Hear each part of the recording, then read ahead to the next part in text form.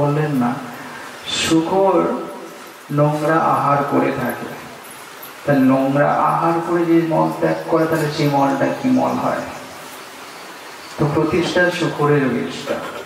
আমরা জানি মাধবেন্দ্র পরিবার মন্দিরের সাথে আর একটা ব্যাধির মন্দিরের কানেকশন করে দেওয়া হয়, শরীরম ব্যাধি মন্দিরম। তো একটা ব্যাধির মন্দির সঙ্গে আর একটা ব্যাধির মন্দিরকে যখন যোগাযোগ করিয়ে দেওয়া হয়, বলুন তো কিভাবে সুখ শান্তি ভালো ফিরতে পারে? দুটো ব্যাধির মন্দির এক জায়গায় হলে, দুটো ব্যাধির মন্দির এক জায়গায় হলে সুখ শান্তি ফিরতে পারে না। যদি এই ব্যাধির মন্দিরগুলোকে আমরা করতে পারতাম কৃষ্ণ মন্দির, কারণ দীক্ষা কলে শিষ্য করে আত্মসমর্পণ, সেই দেহ হয় তার সচ্চিদানন্দময়। আর সেই দেহে কে কি করেন? সেই দেহ কৃষ্ণ আত্মসাৎ করেন। হওয়ার পূর্বে যদি আমরা কৃষ্ণ মন্দির করে দিতে পারি, তাহলে দুটো কৃষ্ণ মন্দিরের মিলনে কি হবে? দায় গৌর হরিবোল হবে। সেখানে ভগবান প্রতিষ্ঠিত হবেন। কৃষ্ণ মন্দির থেকে কে বেরোন? কৃষ্ণ মন্দির থেকে দেখুন এখানে একটা কৃষ্ণ মন্দির আছে, তো কৃষ্ণ মন্দির থেকে যখন কেউ বেরোবে তখন কে বেরোবে? কৃষ্ণ ভক্ত বেরোবে। ভালো করে বলুন, পূজা দিয়ে বেরো, আরতি করে বেরো, ভগবানের সেবা করে বেরোক, যেভাবে বেরোক। কৃষ্ণ মন্দির থেকে কে বেরোচ্ছে? কৃষ্ণ ভক্তই বেরোচ্ছে। তো দুটো মন্দির, কৃষ্ণ মন্দির যখন এক হবে, সেখান থেকে তাহলে কে বেরোবে? অর্থাৎ জন্ম কে নেবে? তাই না? আর গোত্র কাদের পাল্টে যায়? আর গোত্র কাদের পাল্টে যায়? কাদের পাল্টে যায়? মেয়েদের পাল্টে যায়। আপনারা সব জানেন, তো বলছেন না? মেয়েদের বিবাহের পরে গোত্রটা পাল্টে যায়, কিন্তু সেটা জড় জগতের বিনিময়ে শুধুমাত্র। তো তোমাকে তো সারাদিন কোথাও নাম করতে দেখলাম না, তো বাথরুমে গিয়ে তোমার যত নাম করার কথা মনে করবে। অনেকের অভ্যাস আছে, দেখুন বাথরুমে স্নান করতে গিয়ে যারা নাম করে আবার অনেকের উল্টা পাল্টা গান ধরে গান গাইতে থাকে, স্নান করতে থাকে। আছে না এরকম? তাদেরকে ব্যঙ্গ করে অনেক কিছু বলে থাকেন, কিন্তু সারাদিন নাম নিলাম না, স্নান করতে গিয়ে নাম নিচ্ছি, এটা তো আবার কেমন?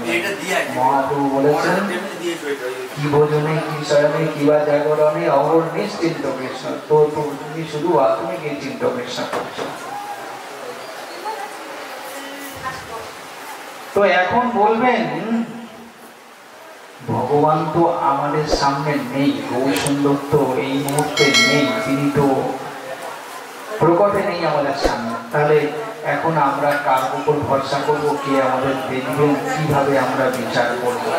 বা আমাদের নামের সহযোগিতা কে করবেন? মহাপ্রভু যখন ছিলেন তিনি সবাইকে সহযোগিতা করেছেন, সবাই তার সাহায্য পেয়ে গেছেন, তারা সেইভাবে আগিয়ে গেছেন। এখন তো মহাপ্রভু নেই, এখন তো কৃষ্ণ নেই। বলুন তো, সত্যি সত্যি কি কৃষ্ণ নেই? এখন সত্যি সত্যি কৃষ্ণ নেই? আছে। কোথায় আছে? কিভাবে আছে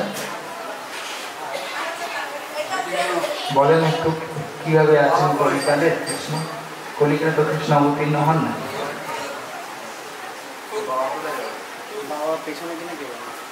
মহাপ্রভু যখন সন্ন্যাস লীলা করবেন ঠিক করেছিলেন, কিন্তু মাতাকে সব জানিয়েছিলেন আগে। মাতাই তাকে বলে দিয়েছিলেন তুমি কোথায় থাকবে, সেটা মাতাই ডিসিশন করে দিয়েছিলেন। নীলাচলে থাকো তুমি, জগন্নাথের কাছে তুমি গিয়ে থাকবে, এটা মাতাই বলে দিয়েছিলেন। কিন্তু তার আগে তিনি একটু মোহের লীলা করেছিলেন। সত্যি মাতা খুব কান্না করছেন, এবং কান্না করতে করতে তিনি বলছেন, তোমার বড় ভাই এইভাবে আমাদেরকে কাঁদিয়ে চলে গেল, তুমি চলে যাবে, তাহলে আমরা কিভাবে বাঁচব? তুমি সদ্য বিবাহ হইত, আমি বৃদ্ধ, আমাদের ফেলে তোমার যাওয়া কি এভাবে উচিত? তাহলে আমাদের জীবন কি হবে? আমাদেরকে কে দেখবে? আমাদের পরিণাম কি হবে? মহাপ্রভু তাকে পূর্বের স্মৃতিগুলোকে স্মরণ করি বললেন, মাতা তুমি ভেবে দেখো তো, তুমি ভেবে দেখো, তোমার আমার সম্পর্ক কি এক জনমের? তোমার আমার সম্পর্ক কি এক জনমের? তাহলে তুমি কাঁদছো কেন? আর আমার এই রূপ চলে গেলেও তো আমি তোমার কাছে প্রকটিত থাকছি, তুমিও তো আমার কাছে প্রকটিত থাকবে।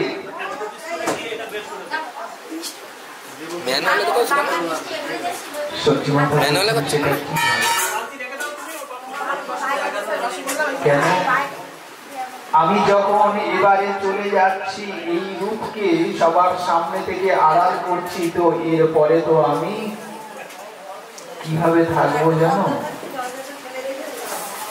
মন্দিরে অর্চা বিগ্রহ,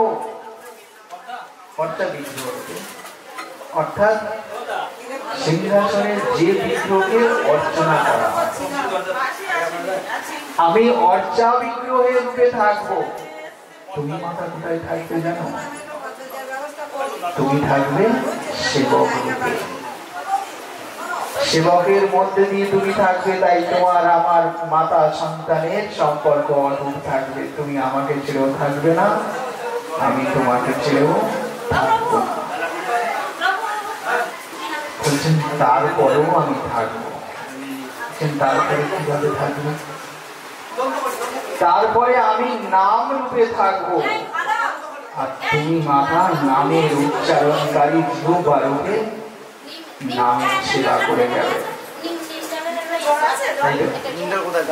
নামের উচ্চারণকারী জিহ্বা রূপে সেবা করে যাবে। এই তোমার আমার সম্পর্ক সবসময় এইভাবে অটুট থাকবে। আর আমি তো নাম রূপে যখন আসছি, তো আমার সমস্ত শক্তিকে ওই নামের মধ্যে